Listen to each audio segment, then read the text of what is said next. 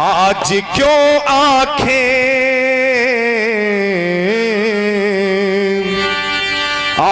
क्यों आंखें अश्कों में दब दबाई हैं। तेरी करनी ही तेरे आगे आज आई है। आज क्यों आंखें अश्कों में दब दबाई है। आज क्यों आंखें अश्कों में दब दबाई है। तेरी करनी ही तेरे आगे आज आई है। आज क्यों आंखें अश्कों में दब दबाई है। आज क्यों आंखें अश्कों में। भली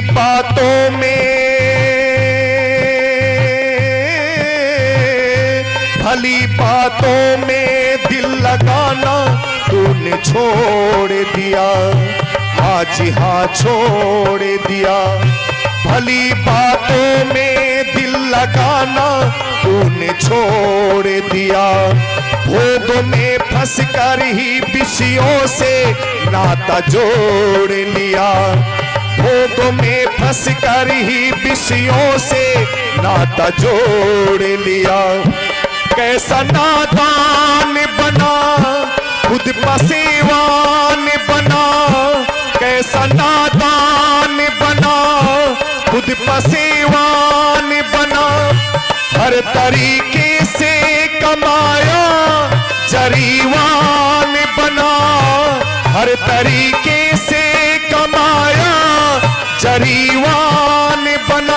बोतल चढ़ा के मस्ती में आके सारी उम्र गवाई है।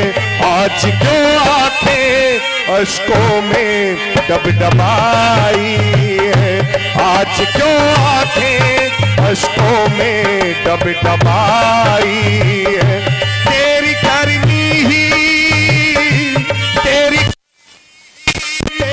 आगे आज आई है। आज क्यों आंखें अश्कों में दब दबाई है। आज क्यों आंखें।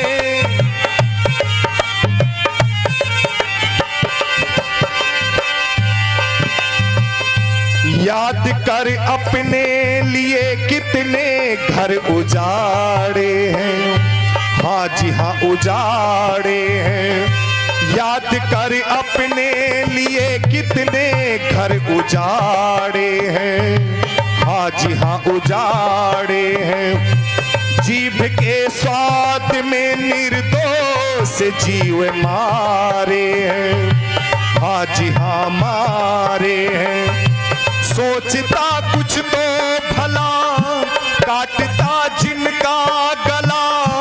सोचता कुछ तो भला काटता जिनका गला। ममता की बाहों में तू भी तो होगा पला। ममता की बाहों में तू भी तो होगा पला। अपने फिसर की लगते जिगर की ममता तुझे समाई है।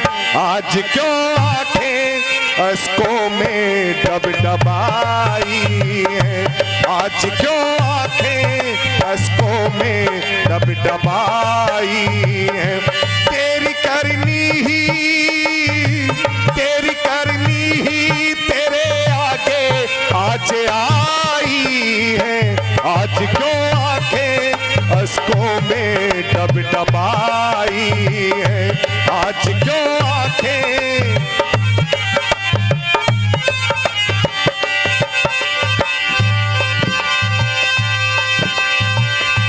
अपने शुभ कर्मों से इंसान बदल सकता है। हाँ बदल सकता है। अपने शुभ कर्मों से इंसान बदल सकता है। हाँ बदल सकता है। अपनी तकदीर से तदबीर बदल सकता है, हाँ बदल सकता है।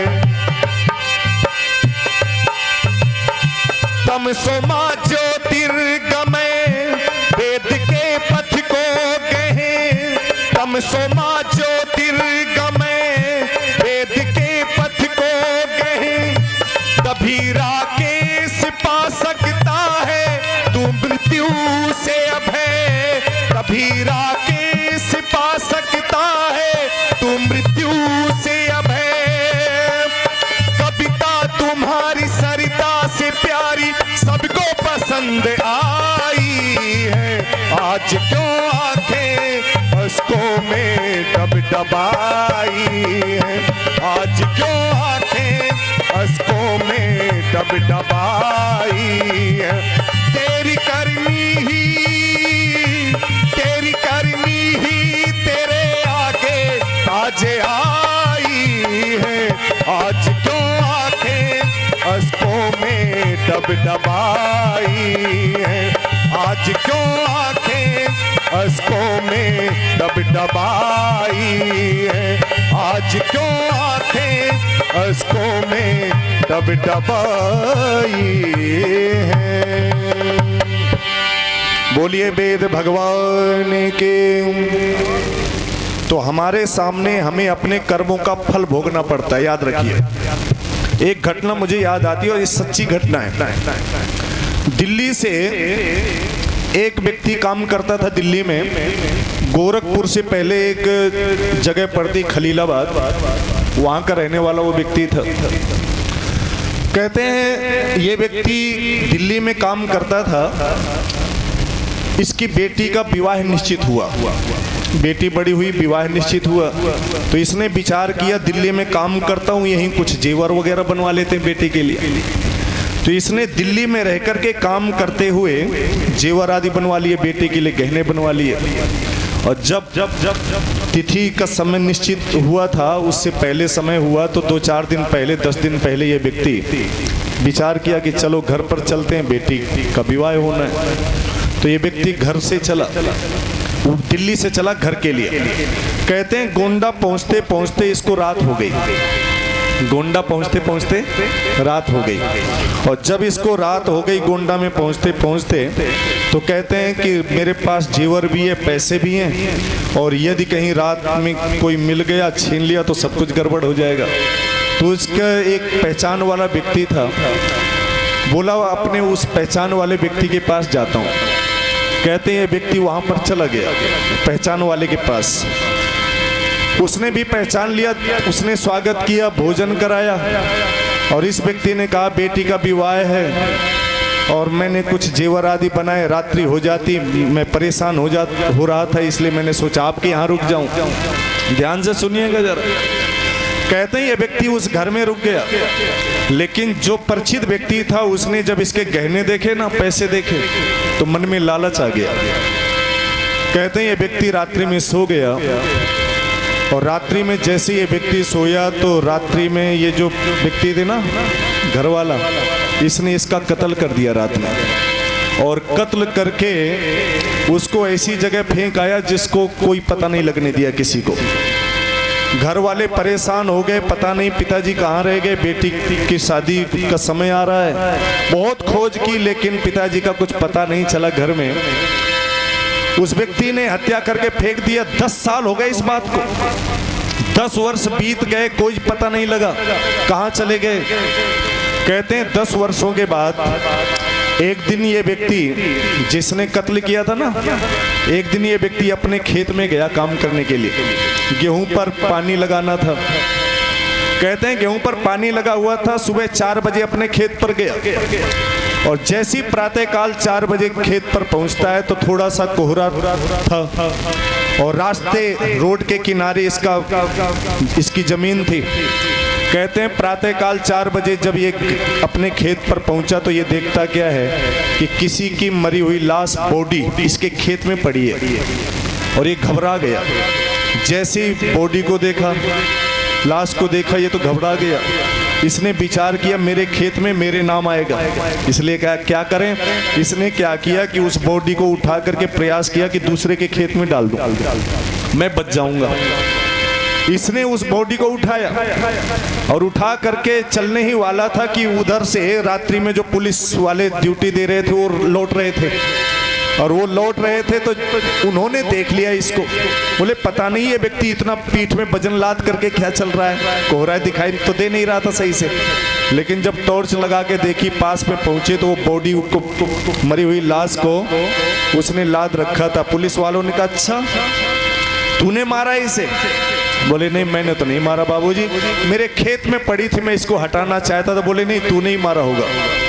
कहते हैं केस हो गया, और जिसकी बॉडी थी पहचान हो गई, वो बहुत अच्छे पैसे वाले व्यक्ति थे। केस चला और आखिरकार उस व्यक्ति को फांसी की सजा हुई। क्या हुई बोलो? फांसी हो गई उसे। जज के सामने गिड़गिड़ाता रहा, मैंने इस व्यक्ति की हत्या नहीं की है, मैं निर्दोष हूं, मुझे क्यों फांसी दी जा रही? बोले नहीं सबूत तुम्हारे खिलाफ है सारे, इसलिए तुम्हें फांसी की सजा दी जाएगी। कहते फांसी की सजा जब हो गई तो वो व्यक्ति कहता है जज साहब ये निश्चित रूप से मानिए कि मैंने इसका कत्ल नहीं किया है, लेकिन मुझे एक दृश्य याद आता है 10-12 साल पहले मैंने एक पाप कर्म किया था। एक व्यक्ति को मैंने हत्या की थी, कत्ल किया था, उसको बॉडी मार करके फेंक दिया था, उसका धन मैंने हड़प लिया था। उस समय तो 10 साल बीत गए, 10-12 साल बीत गए, आज तक मुझे कोई सजा नहीं मिली उसकी, कुछ नहीं हुआ मुझे। लेकिन मुझे क्या पता था कि उसकी सजा इस रूप में आज मुझे भोगनी पड़ेगी। आज मुझे ईश्वर पर विश्वास हो गया है कि व्यक्ति कितना भी बचे, कितना भी बचने का प्रयास करे, लेकिन ईश्वर के दंड से कभी व्यक्ति बोलो नहीं बच सकता है। इसलिए हम जैसा कर्म करते हैं उसको वैसे ही फल भोगना पड़ता है। कभी लिखता है क्या, जरा सुनिएगा, आज व्यक्ति दुखी है तो याद रखिएगा अपने कर्मों की वजह से दुखी है। और इस गीत को सुनिएगा आपको समझ में आ जाएगा।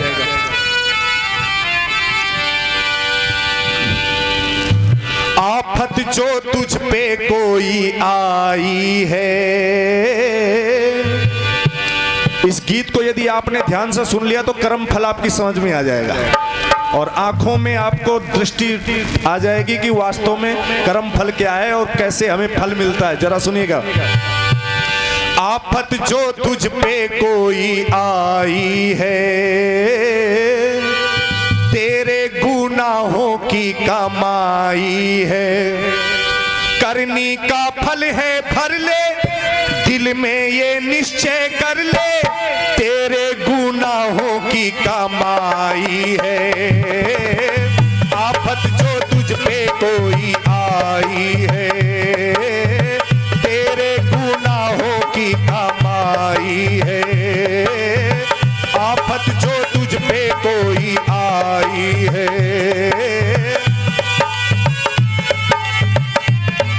और जरा सुनिएगा, ये तेरी ठंडी आहें भी तेरे 200 का साया है, ये तेरी ठंडी आहें भी तेरे 200 का साया है, तभी जलता है दिल, तूने किसी का दिल जलाया है।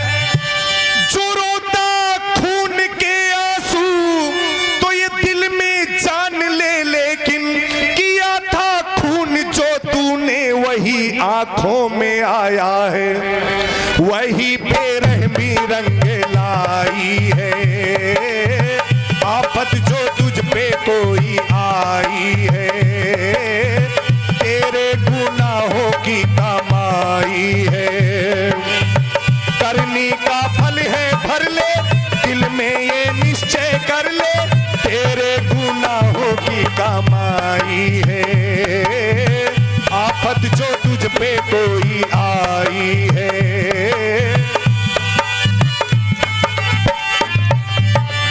और दुख क्यों आया? भलाई करने वालों से बुरा तूने किया होगा, भलाई करने वालों से बुरा तूने किया होगा, लहू निर्दोष का विष की समझ करके पिया होगा। यकीनन अपने नूरे नजर के सुख के लिए तूने किसी मजलूम के घर का दिया गुल कर दिया होगा, वही सजा ये तूने पाई है, वही सजा ये तूने पाई है।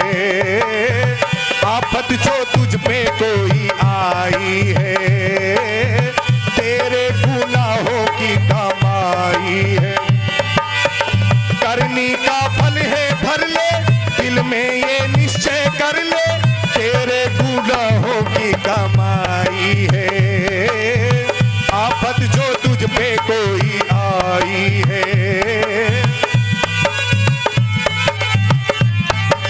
और जरा सुनिएगा, करम है ख्वाब और फल ख्वाब की ताबीर बनती है। करम है ख्वाब और फल ख्वाब की ताबीर बनती है। जो दिल पर अक्स हो वो अमल की तस्वीर बनती है। जो तेरे पाप पुण्य है, तेरे सुख दुख की जामन है, बसर की हुई तदबीर ही तकदीर बनती है। 16 आने ही ये सच्चाई है। आफत जो तुझ पे कोई आई है, तेरे गुनाहों की कमाई है। आफत जो तुझ पे कोई आई।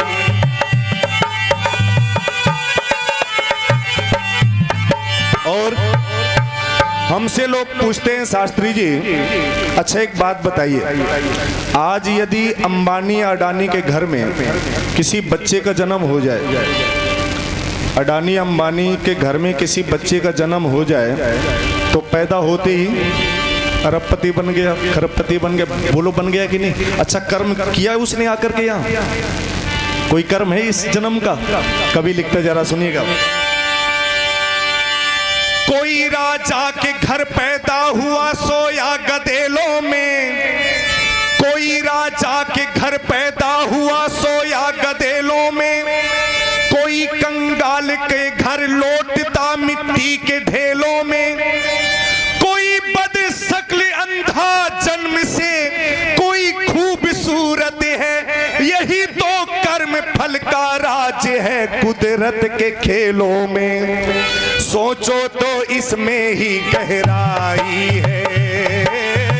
आफत जो तुझ पे कोई आई है, तेरे गुनाहों की कमाई है। आफत जो तुझ पे कोई आई है।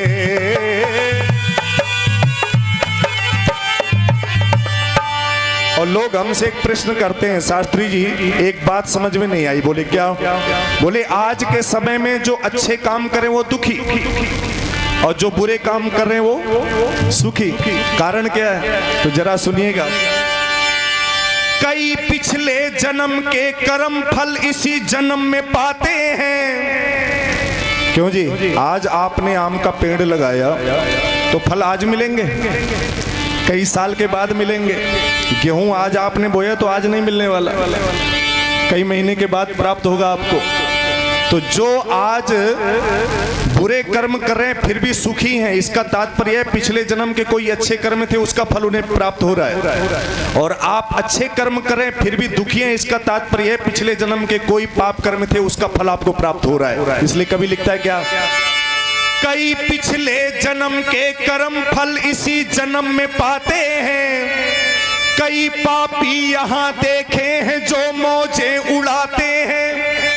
प्रभु के घर नहीं अंधेर गर्दिश नत्था सिंह, लेकिन कई ऐसे भी पौधे हैं जो फल देरी से पाते हैं। इसलिए क्या करना चाहिए? यदि कर्म फल समझ में आ गया हो तो एक काम करो, क्या? भला करने में ही भलाई है, भला करने में ही भलाई है। आफत जो तुझ पे कोई आई है, तेरे गुनाहों की कमाई है। करनी का फल है भर ले, दिल में ये निश्चय कर ले, तेरे कमाई है, आफत जो तुझ पे कोई आई है, तेरे गुनाहों की कमाई है, आफत जो तुझ पे कोई आई है। बोलिए वेद भगवान की। दरवाजे पे लिखा होता है शुभ लाभ। क्या लिखा होता है बोलो? शुभ। शुभ क्या है? शुभ वही है जो लाभकारी है। और लाभ का उल्टा पढ़ोगे तो क्या होगा? लाभ का उल्टा पढ़ो क्या बनेगा? लाभ भ ला। तो यदि आप लाभ में रहना चाहते हो तो भलाई करो।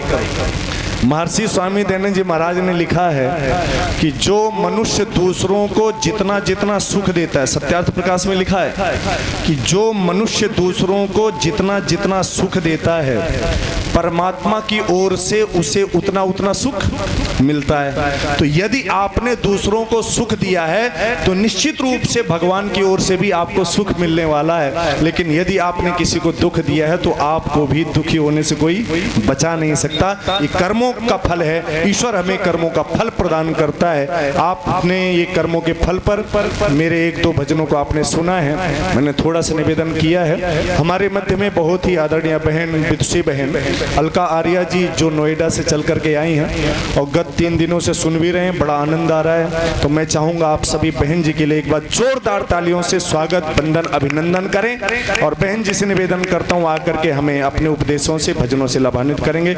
आदरणीय बहन अलका आर्या जी, एक बार जोरदार तालियां बजाओ, भले आदमियों जोर से बजाइए। ये